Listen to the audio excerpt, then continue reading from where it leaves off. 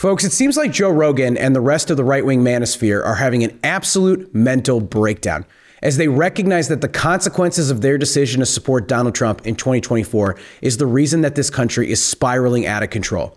Rogan in particular, in his show this weekend, seems incredibly unwell. Just listen to him talk about how he can't sleep at night right now. It's overwhelming me. Like sometimes at nighttime, like I can't wind down. Yeah. It's just like there's too much news. There's too much fucking madness. We're about to go to war with Iran. I know. Like everyone's eating beef jerky and pizza. Like what are these what the fuck is pizza? I know. You know, how far does this go? How come this never got released before? Like what is happening? It's overwhelming me. Joe Rogan is all over the place there. He's talking about the Epstein files, secret code words like pizza in the files. He's talking about the impending invasion of Iran, where we are building up a massive, massive military force to invade the country. It's a very dangerous moment in time that we're in. And I think it's important that we note that a big part of the reason that we are here is because of guys like Joe Rogan. Rogan made a decision to give a platform to Donald Trump in the middle of a close election with Kamala Harris, had Trump on his show, did not make it easy for Kamala Harris to go on his show, which I think was bullshit, and led to a lot of young men in particular pulling the lever for Donald Trump on the promise that he was going to do something to help improve their lives, increase their wages, help them find a job, help them buy a house. And he's not doing any of that. Now everything is this self-serving madness for Donald Trump, creating more and more chaos and exhausting the American people. The truth of the matter is that Joe Rogan fucked around by supporting Trump in 2024, and now he's finding out that the consequences of that for himself and for this country are dire. Whether or not Rogan will actually own up to that, I don't know. But we do need more people that are going to speak out here. And it isn't just Joe Rogan who's losing his mind right now. All throughout this weekend, all of these podcast bros are absolutely melting down about the Epstein files, Iran, the economy, everything else. Here's podcaster and comedian Dave Smith, who supported Trump in 2024, acknowledging that this president is a complete failure. Donald Trump's approval ratings have been crashing, and it's largely a reflection of his failure as president. I mean, I just think that's kind of obvious. And that's objectively true. Donald Trump's approval rating is essentially hovering in the mid to high 30s, which is putting his party in a position to get absolutely wiped out in the midterms. And that's why you see them talking about meddling with the election. You see the stuff that's happening with Tulsi Gabbard. I don't know what they have planned, but the reason that they're trying to rig the midterms is because they know that in a fair environment, Donald Trump and the Republican Party are going to get killed in this election. And here's how bad it is for MAGA world. This is Benny Johnson. Benny is one of the biggest MAGA bootlickers. He is absolutely on Donald Trump's payroll, getting paid by this administration. He's also, by the way, been caught taking money from foreign governments to spread propaganda on their behalf. But Johnson is such a tremendous bootlicker that he's always doubling down and supporting whatever Donald Trump does. But here he is actually this weekend with Sean Spicer calling out Donald Trump on the Epstein files. Everyone's attacking Trump over this. I think some of that attacks is like totally justified. I will never defend like the way that the files release was handled. Now, obviously, that's a pretty soft, mealy mouth answer from somebody like Benny Johnson. But again, Johnson is an absolute hack. He's supposed to be one of the few guys who will say anything that the White House needs him to say. But here he is criticizing them on the Epstein files after weeks and months of defending and carrying their water. He might as well have been one of those influencers carrying a binder and looking stupid at the White House a year ago today.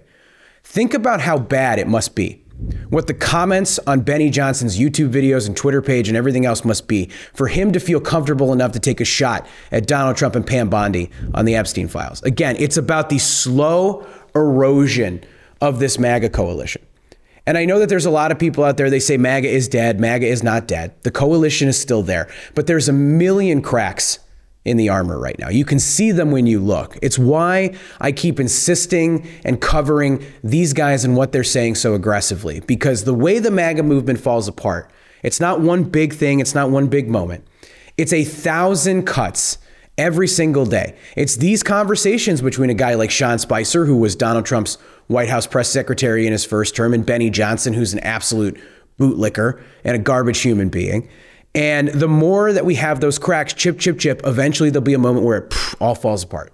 And yeah, maybe 25% of this country is never going to abandon Donald Trump, but there's going to be a lot of people who will, particularly as they continue to feel the economic impact of this president's disastrous policies. And the MAGA civil war is getting so bad that you have podcasters like Tim Dillon, who are out there literally calling out other MAGA influencers by name for their refusal to admit that this administration is a total failure. There's a contingent of people that want you to say, things are great.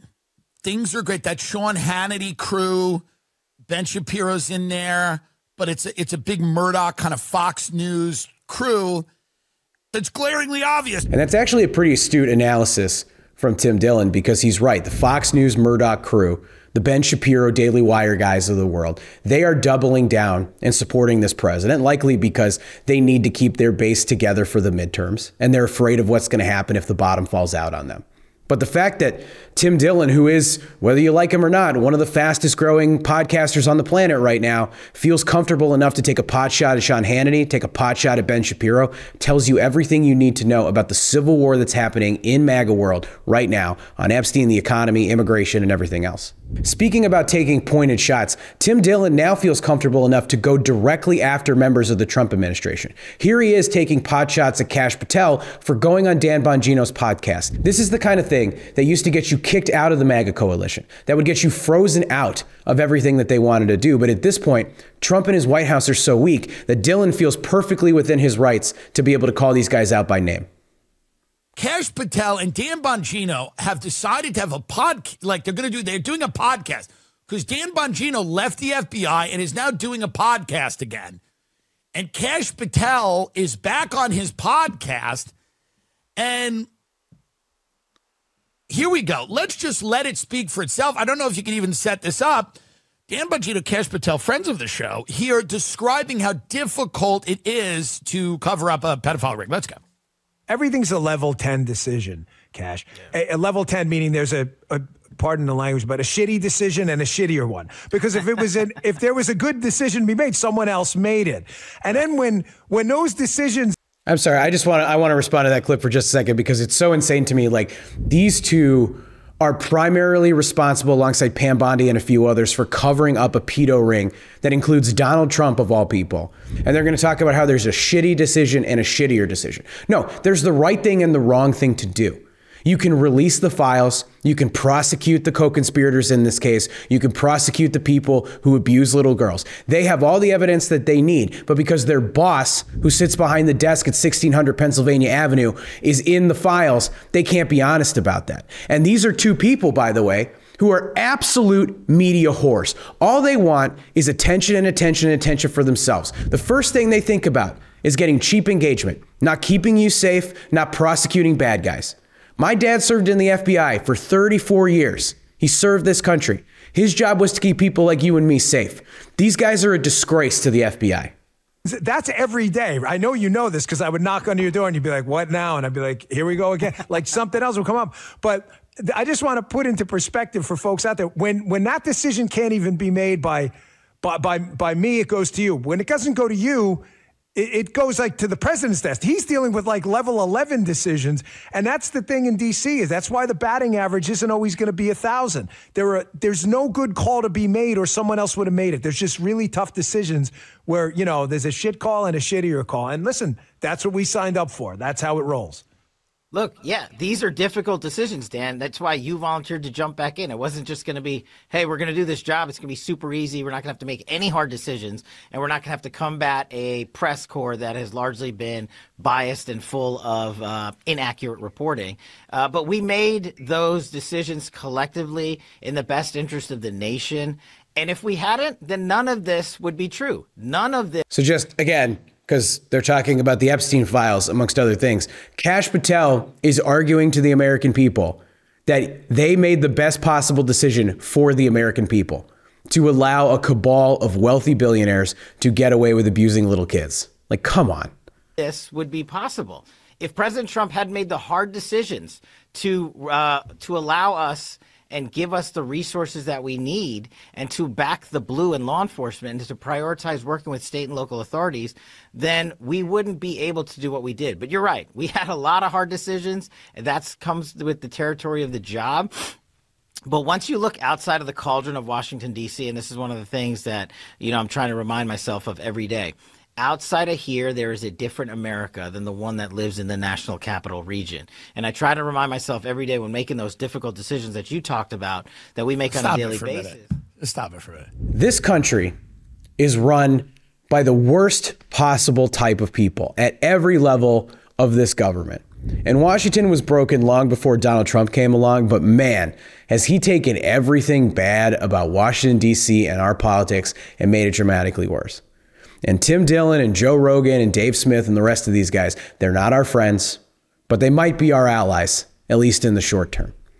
And I'm a big believer in, like, I'm going to forgive, but I'm not going to forget. So if these guys are going to take the time to start calling out this administration, that are going to be part of the solution to prevent a full fascist takeover of this country, to get Donald Trump out of office, to help Democrats take back the House and the Senate, as imperfect as the Democratic Party is, I'll take that in this moment. But I will not forget. I'm not going to forget that these guys carried water while the rest of us begged them to understand the consequences of their decision. And they're waking up now, 1 year in, because that's how bad things are. But because things are so bad right now, we have a tremendous opportunity to turn the page in this country.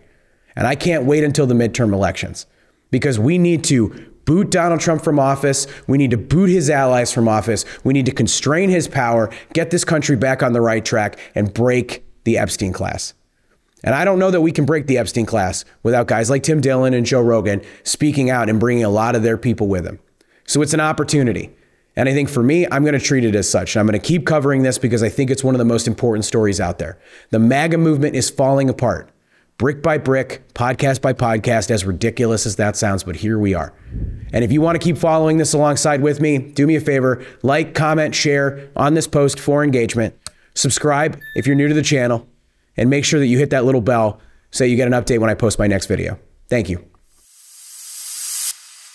Hey everybody, thanks for watching this video. If the content was helpful to you, do me a favor and hit like on the video so more people get a chance to see it. Leave a comment and tell me your reaction. Subscribe to the channel for more. And if you want to watch another video, here's one right here.